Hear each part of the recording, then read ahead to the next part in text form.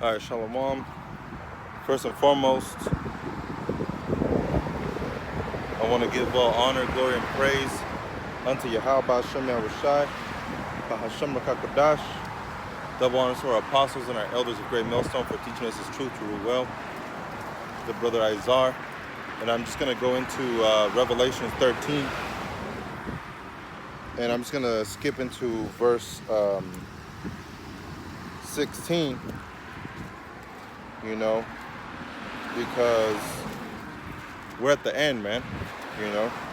We're at the end, and knowledge is going to be the primary source of food, And what I mean by that is that in these last days, Yahweh Ba'Shem Yahushai, He's going to stand up for His people, He's going to send angels to stand up for His people. And those are the people of Israel, all right? But not just Israel alone, as in the whole nation of Israel, but for the elect of the nation of Israel, all right? The righteous of the nation of Israel, and Lord willing, I'm part of that number. But that's what we strive for the hopeful elect, all right? So Revelations 13, Revelations 13 and 16. And He causeth all, both small and great, rich and poor, free and bond, to receive a mark in their right hand or in their forehead. All right. Now this mark hasn't happened yet. All right. You have a lot of Christians that say that the mark has already happened, and it hasn't. All right. The mark of the beast was not, the coin of Caesar. The mark of the beast was not talking about allegiance to Rome. All right. That's not what the mark of the beast is. The mark of the beast is what, we call now the RFID chip. That's why in the book of Psalms 119, it says, I have become wiser than my teachers. Because back then they didn't know the mark of the beast, the actual name that it was going to have, which now is something that we know. So let me read that one again. Revelations 13 and 16. And He causeth all, both small and great, rich and poor, free and bond, to receive a mark in their right hand or in their forehead. All right? So it's not talking about a spiritual thing, You're not going to receive a spiritual mark. It's talking about a physical idol, which is the RFID chip. That chip is going to be implemented, and it's going to be put on either your left or your right hand. They're going to use that for convenience, especially with this COVID stuff that's going around, with the riots. Hey, it's only going to get worse, man. People are already talking about COVID-20, which is the continuation of COVID, all right, but throughout the following year. A lot of people are saying COVID is here to stay, which is partially true. And by partially, I mean in the kingdom of heaven, which is coming right after the fall of America, which is Babylon the Great. All right? In the kingdom of heaven, what you're going to have is a righteous ruler, and that righteous ruler is Yahweh Shai and Yahweh. 144,000 elect Israelite men, prophets, saints. All right? So the whole world is going to be under a rulership of righteous people, which is why Sirach, or Ecclesiasticus chapter 10, tells you, all right, that, let me actually get it. That way I don't have to, butcher it. Sirach 10.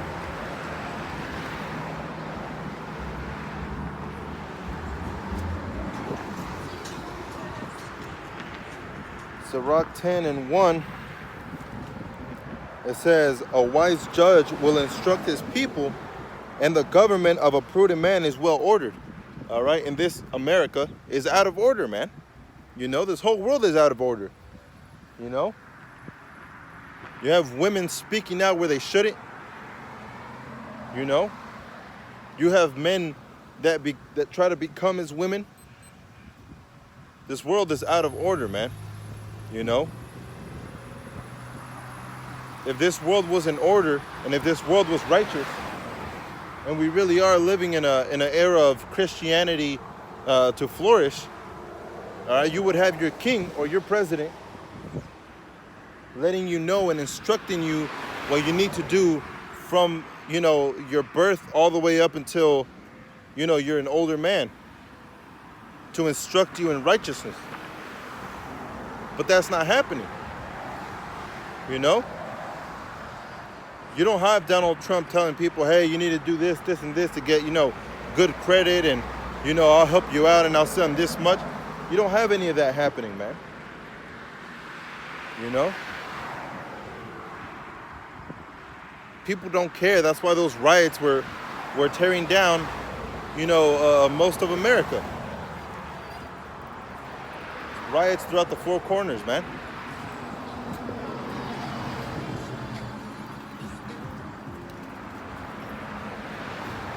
And that's because this place is not well ordered. You know? If it was well ordered, you wouldn't have men going after married women. If it was well ordered, you wouldn't have married women going after men, playing the harlot. You know? Verse 2, as the judge of the people is himself, so are his officers, and what manner of man the ruler of the city is, such are all they that dwell therein. You see? So if our ruler, Donald Trump, isn't righteous, then that means what? That means the people here on earth, here in America, here in Babylon, they're not righteous either. You know? And you know what? Let me go back to it, because I believe it states, makes a statement about Yahweh Shai. You know? In due time, the Most High will set up one that is fit. Maccabees, go back over here.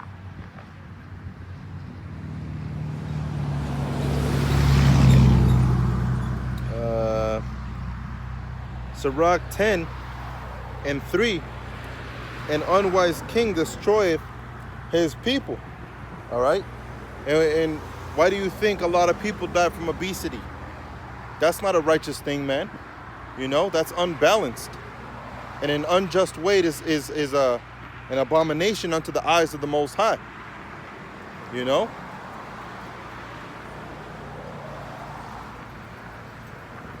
So let me read that part again. Sirach 10:3, an unwise king destroyeth his people. You wouldn't have GMOs, you know? You wouldn't have a lot of these foods that are allowed here if the ruler of the city was a righteous man. You know? You have pork as a topping, when that's one of the laws, not to have any pork. You know? So how would the Most High consider that righteous? You know, and it goes even further than that, man. You know, the GMOs, genetically mutated organisms or modified organisms. You know? None of those things would happen if this was the kingdom of heaven. All right, and that's how we also know that those Jews that are over there, the majority of them, they're not actually Jews. They're not actually Israelites, you know? Because if we were back in our homeland, the whole world would be righteous, you know? Or there would be a righteous judgment, rulership, you know? And the kingdom of heaven is going to be plated in pure gold, man. And we don't see that either. You know? So who are those people over there in Israel? You know, you have to ask yourself, who are those people, man? You know? An unwise king destroyeth his people. All right? And GMOs in food is destroying his people. Obesity, that's destroying his people. You know? But through the prudence of them which are in authority, the city shall be inhabited. All right? Through the prudence of the wicked, this city is still inhabited. Even though everybody hates it here. You know? It's still inhabited. It says, and why? Because of the entertainment. You know? Because of the entertainment that they bring. Television. You know? Video games and women and, you know, all kinds of things that still keep the people focused in this place. Just like the Romans. The Romans did the same thing. You know? The Romans did the exact same thing, man. That's what kept a lot of the people busy, you know, busy from the fact of Rome collapsing. It says, the power, verse 4, of the earth is in the hand of the Most High, and in due time he will set over it one that is profitable. All right, and who is that? That's Yahweh Shai. You know, in due time he will set up one that is profitable, because it all belongs to the Most High. You know, Nebuchadnezzar, being the best out of the recent kingdoms, you know, out of Rome, out of the Grecians, you know, out of the Romans, out of America, out of the Medo-Persian Empire, the Babylonian Empire by Nebuchadnezzar was the best empire that the world has seen. And even he bowed down to Yahweh B'Shem Yahushua because he saw that there is no other power but him. You know? Even Nebuchadnezzar bowed down when he realized that he has no power. It's all given by the Most High. You know? That's why they talk about Esau, Edom in the scriptures, saying that the pride of thine heart has deceived thee. You know? All that wisdom that you have, you think you sought it on your own.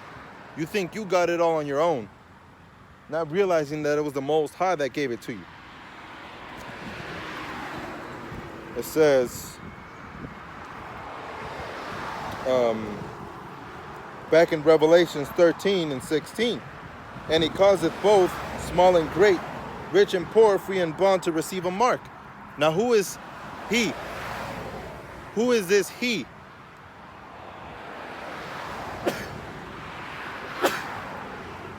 Who is this man that causeth all, you know, to receive that mark? All right, let's establish who this man is. Revelation 13 and 9. If any man have an ear, let him hear. He that leadeth into captivity shall go into captivity. He that killeth with the sword must be killed with the sword. Here is the patience and the faith of the saints. All right, so the saints know who this man is. You know? The saints are going to know who this wicked man is. It's not a red man with a pitchfork. You know? With horns. That's a mythical creature. You know? We're talking about real life, man. You know, recently I started studying, you know, mythologies and where they get their roots from, you know, and where certain gods go back to, and certain names where they go back to, you know. And you had Alexandria, all right, which was in Egypt, that was set up after Alexander. And after the death of Alexander, which he ruled for 12 years, all right, after his death, he gave his power unto four. One of them being Ptolemy, all right. After his power was passed down to Ptolemy, Ptolemy took over Egypt, all right. And Cleopatra, all right, was an Edomite woman that took over Egypt. And I believe one of the Cleopatras, all right, because there was many Cleopatras, and one of them married Ptolemy, married the king of Egypt. I believe that it was actually Alexander, and then another one married Ptolemy, But you had the Library of Alexandria, all right? In the Library of Alexandria and in the city of Alexandria, the person that they worshipped was Serapis or Serapis, all right? He was known as Serapis Christos, His followers were known as Christos, Christian is what it would translate to.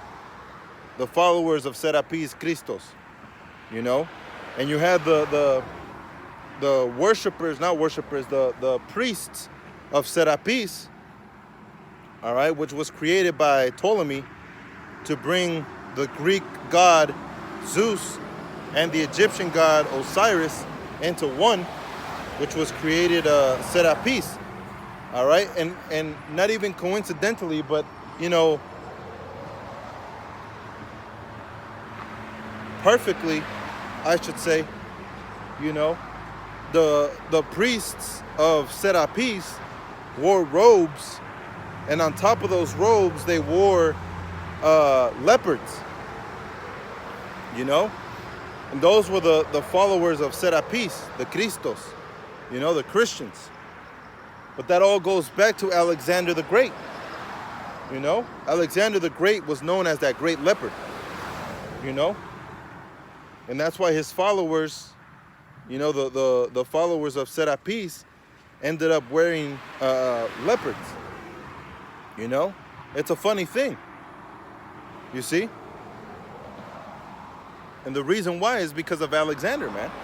And in Revelation 13, it goes into the leopard, which is the first to rule over as an Edomite ruler, which was the Greek, all right? Alexander the Greek, So this he, all right, that verse 16 is talking about in Revelation 13, it's a man, all right? It's talking about a group of men, all right, certain men. It's not talking about a mystical creature, that has a pitchfork or horns or red, a red body with hoofs, It's talking about the elite of Esau Edom, The elite of Esau Edom. Those are the ones that the scripture talks about. So let me go to Psalms.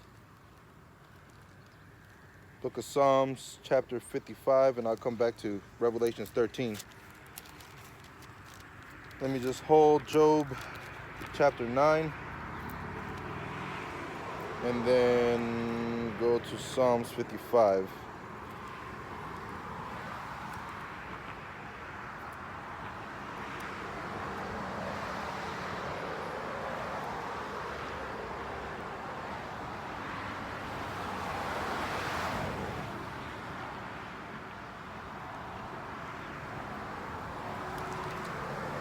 All right, because you have these wicked people, man. And they really do plot against the righteous. The wicked of the earth plot against the righteous of Yahweh Hashem Yahushai. So Psalms 50, let me go over here, 55, and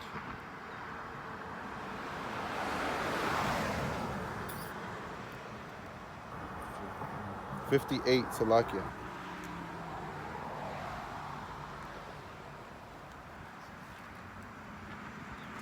Which I'll get 55 as well, because that's a good one.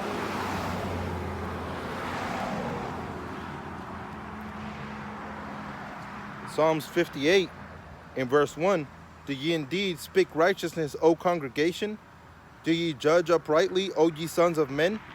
Yea, in heart ye work wickedness. You weigh the violence of your hands in the earth. The wicked are estranged from the womb, they go astray as soon as they be born, speaking lies.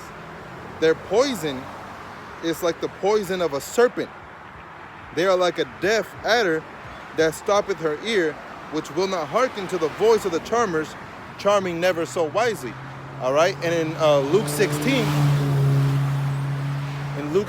you have the rich man, and you have Lazarus, which was the poor man. All right. At the end, when the rich man sees his judgment, which is Esau, Edom, and he sees the poor man, Lazarus, which is Israel, being comforted by the Most High, what does the rich man say? All right, if only you can just bring down, all right, that poor man, all right, Lazarus, to dip his finger in water and cool my tongue. You know? And then he tries to plead with Moses, really trying to plead with the Most High, saying, you know, if you let me come back from the dead to warn my brothers, my 5 brothers, which is talking about the house of Esau, all right, because Esau had 5 children, all right, saying, you know, if you let me come back and warn my 5 brothers, you know, and let them know, you know, that this judgment is going to happen, you know, maybe they'll listen to me. And then Moses tells them, not even if one came back from the dead, all right, to tell them will they listen. Let them listen to the prophets, to the saints, you know? And that's what that verse right there is talking about, you know? That will not listen to the charmers, charming never so wisely. That's the prophets that go out to the highways and the byways, man. You know? Charming never so wisely, speaking words of wisdom, you know? But the wicked are estranged from the womb. They go astray as soon as they be born, speaking lies, all right? Which is like the poison of a serpent, you know? Which goes back to what? The beginning, Adam and Eve, you know? That serpent that spoke to Eve was really a man with a forked tongue, you know? That's what that's really talking about, man. Let me see here. Psalms 55:20. He hath put forth his hands against such as be at peace with him. He hath broken his covenant. The words of his mouth were smoother than butter, but war was in his heart. His words were softer than oil, yet were they drawn swords. All right? And who is said to live by the sword? Remember, we read that in Revelation 13:9 and 10. You know? But who is this man that would live by a sword? It was Esau, Edom. You know? Isaac was the one that gave that prophecy to Esau, and Esau hated Jacob for the prophecy that he was given by his father. You know?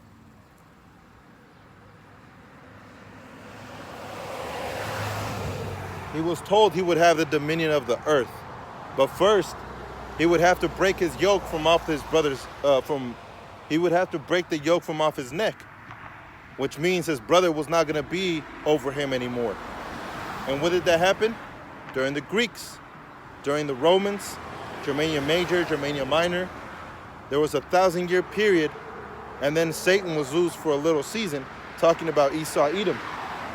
After that 1,000-year period, they came back as the Spanish, then as the French, then as the English, which is the 7 heads that Revelation 13 is talking about. All right? And then eventually the 10 horns that had no kingdom as of yet. All right? Eventually they had their partake. All right? Because in 1957, you had the EEC treaty that created the Treaty of Rome. Or the EEC that created the Treaty of Rome. You know?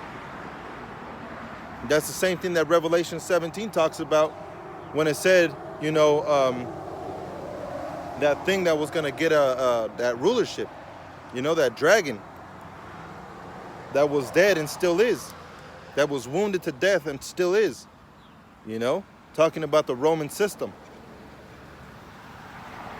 You see?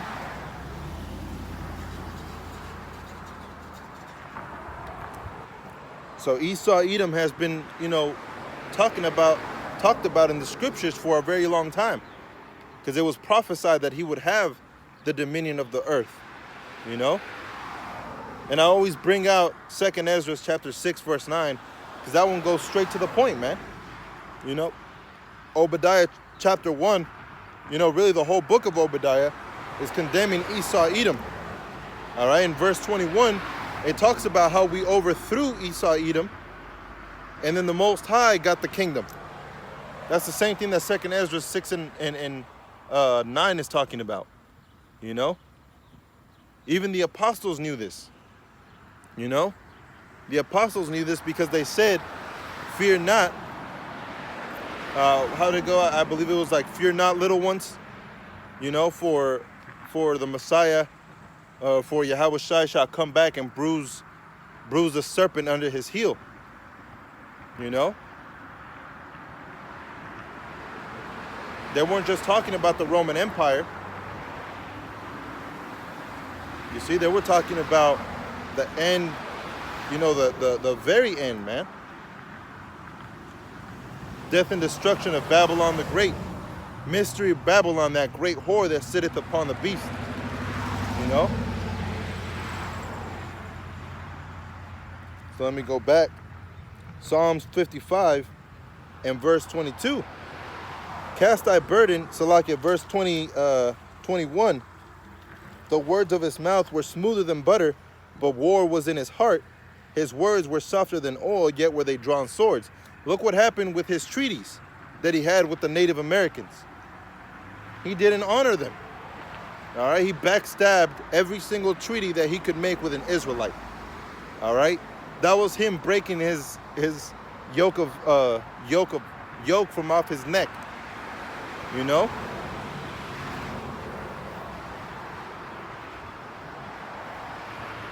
That was him being in power. That's how he shows his power, man. You know? So it says, cast thy burdens, verse 22, upon Yahweh, and he shall sustain thee. He shall never suffer the righteous to be moved. All right? And that's why we trust in Yahweh B'Shem Yahushai. We don't trust in weapons. You know, you had this person saying, oh, well, what are you going to do when, you know, everything starts collapsing and, you know, food becomes scarce and this and that. You know, not knowing that all of that is coming pretty soon. You know? My answer was nothing. I'm not going to do anything. You know? Scriptures tell us that the Most High is going to fight for us. Scripture tells us that the Most High is going to lead us. Scripture tells us that the wicked are going to try and have their own little, you know, safe bunkers and you know, try to hide what they want to hide and try to get food and hide it and store it away, not knowing that all of that is being done for a righteous man. Because the Most High holds everybody in his palms, man, in his hands. His life is in his hands. Your life, Salakia, your life is in his hands, you know? So he's going to cause you to go out there and gather all those things, not knowing that you're actually gathering it for a righteous man. Because the Most High is going to end up smiting you, and that righteous man is going to end up passing by there, and he's going to be settled for a while, you know? Such are the ways of the Most High, man. Invisible to the eye, you know? But he revealeth his secrets to his saints, to his men. So going back over here, this is Psalms chapter 37 and verse 11. But the meek shall inherit the earth and shall delight themselves in the abundance of peace. You see?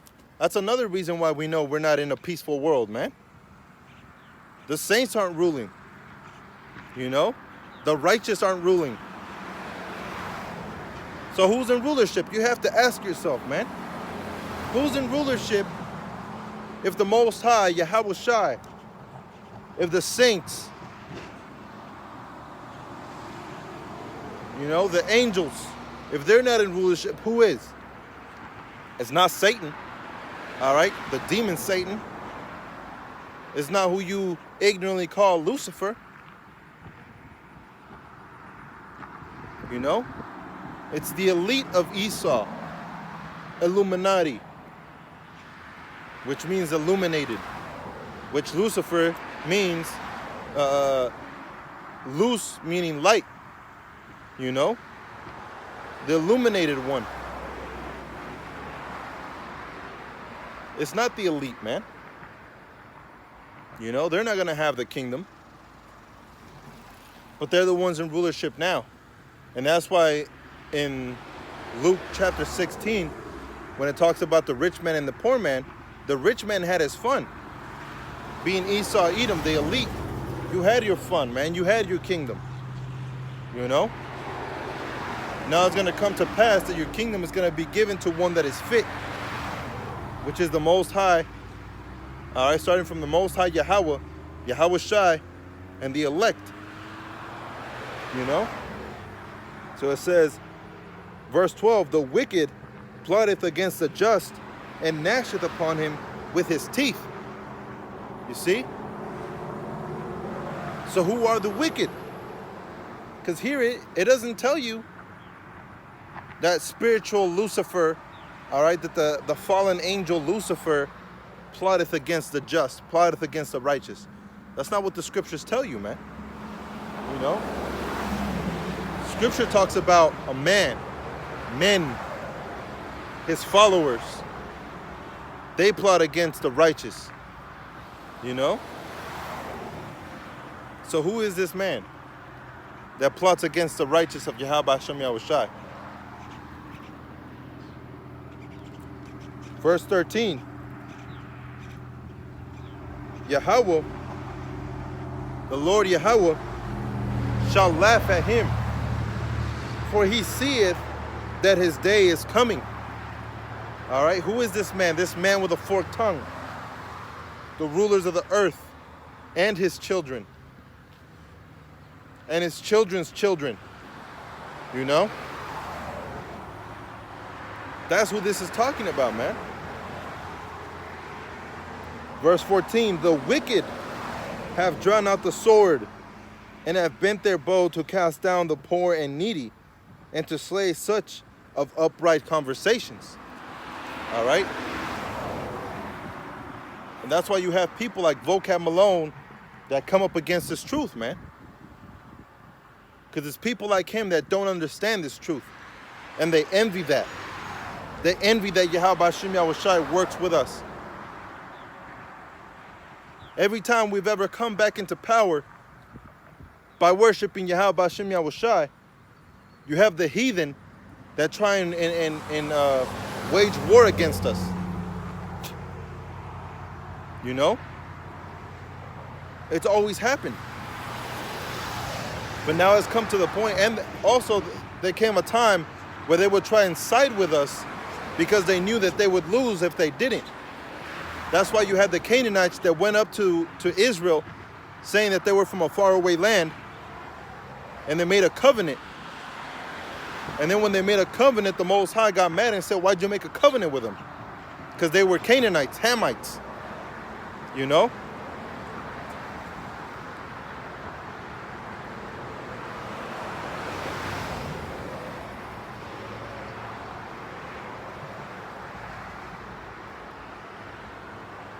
The Most High does pick favorites. You know? And that shouldn't even offend you, man. You know? He has the clay. He is the potter. How are you going to turn around and say, you know, why didn't you choose me? You know? I run faster than such and such. I write better than such and such. I speak better than such and such. You know? But that's not what this truth is about, man. This truth is about the Spirit. And that's how the Most High judges, according to the Spirit. You know? And Lord willing, we're found worthy, man. Lord willing, I'm found worthy. You know? That's where my hope lies. So it says, verse 14, the wicked have drawn out the sword, which is Esau, Edom, Genesis 37, I believe it was, or 27. You know, where that blessing is given to Esau to live by his sword. You know? That's the self-proclaimed white man. You know, they live by their sword, man. It says, verse 15, their sword shall enter into their own heart, and their bowels shall be broken. All right, their bows, Salakia, their bows shall be broken. All right, that's talking about the nuclear missiles. Those missiles that you work so hard to make, it's going to return upon your own head, man. That's the same thing that Job 30 talks about. You know? And in Job 30, and I believe it was Job 30, might have been 20, it talks about how you're a caveman. You know? You're the cavemen. You're the cave dwellers. You know? That's why you're called Caucasian, from the Caucasus Mountains, man. You know? But really, you go all the way back to Petra.